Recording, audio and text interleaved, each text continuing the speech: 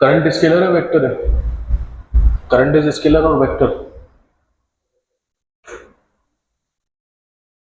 Current is scalar और vector?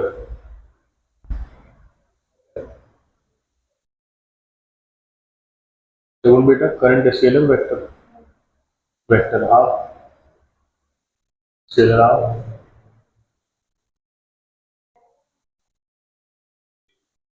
देखो current ना तो प्रॉपर स्केलर है और ना ही प्रॉपर वेक्टर है, ये है टेंसर क्वांटिटी। कैसी क्वांटिटी है? तो हम इसके ऊपर चर्चा करते हैं। लिखो हेडिंग, लिखो एक हेडिंग लिखो, करंट इज स्केलर वेक्टर और tensor. Current is scalar oblique vector oblique tensor.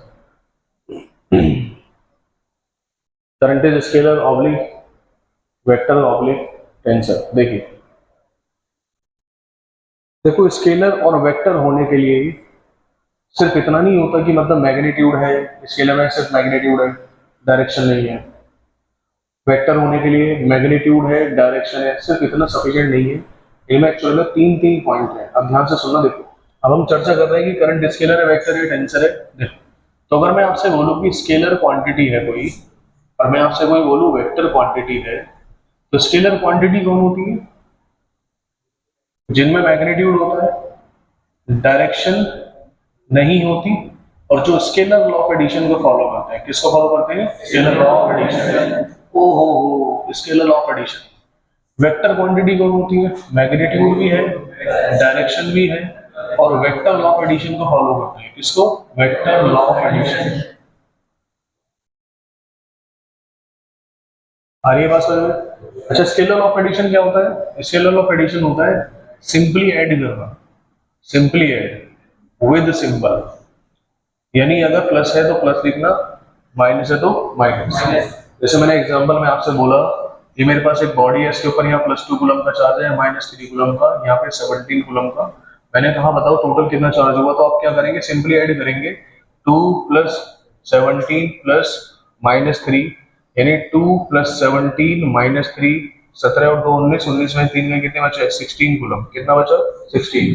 क्या तुमने यहाँ पे ये वाला फॉर्मूला यूज किया था क्या? a² + b² + 2ab cos theta. अरे हाँ ना, तो बोल। ये वेक्टर लॉ ऑफ एडिशन का फॉलो होता है। किसका? वेक्टर लॉ ऑफ एडिशन का। ये वेक्टर लॉ ऑफ एडिशन का फॉर्मूला है। आ रही है बात समझ में? ठीक है। दूसरी तरफ अगर मैं आपसे बात करूं, मैंने आपसे कहा कि एक फोर्स इधर है 2 न्यूटन का, इधर है फोर्स 3 न्यूटन का, इधर मैंने एंगल कहा 60 डिग्री है। तो आप रिजल्टेंट कैसे निकालोगे? इसका स्क्वायर, इसका square, 2 into 3 into 2 into angle दोनों के बीच में cos 60। cos 60 की वैल्यू बोल कितनी? 1/2। तो 3 का स्क्वायर 9, 2 का स्क्वायर 4, 2 3 6, 2 से तो 2 कट ही जाएगा, तो 6 बचेगा। ये कितना हुआ? 6 और 4 10, कितना? √19। कितना? √19। क्या तुमने इन्हें सिंपली ऐड किया था? क्या तुमने इन्हें सिंपली ऐड किया? नहीं किया। ये बात समझ में आई? यानी अगर प्रॉपर स्केलर होना है तो ये फॉलो होना चाहिए, प्रॉपर वेक्टर है तो वो फॉलो होना चाहिए। आई बात समझ में? ठीक। अब आगे सुनना कर, ये करंट की डायरेक्शन के ऊपर डिपेंड करता है। देखिए, मैंने कहा बेटे, ये दोनों परपेंडिकुलर वायर है, यहाँ पे दोनों वायर परपेंडिकुलर है। ठीक है, परपेंडिकुलर वायर है। यहाँ पे 3 एम्पियर है, यहाँ 4 एम्पियर है, तो यहाँ कितना करंट होगा?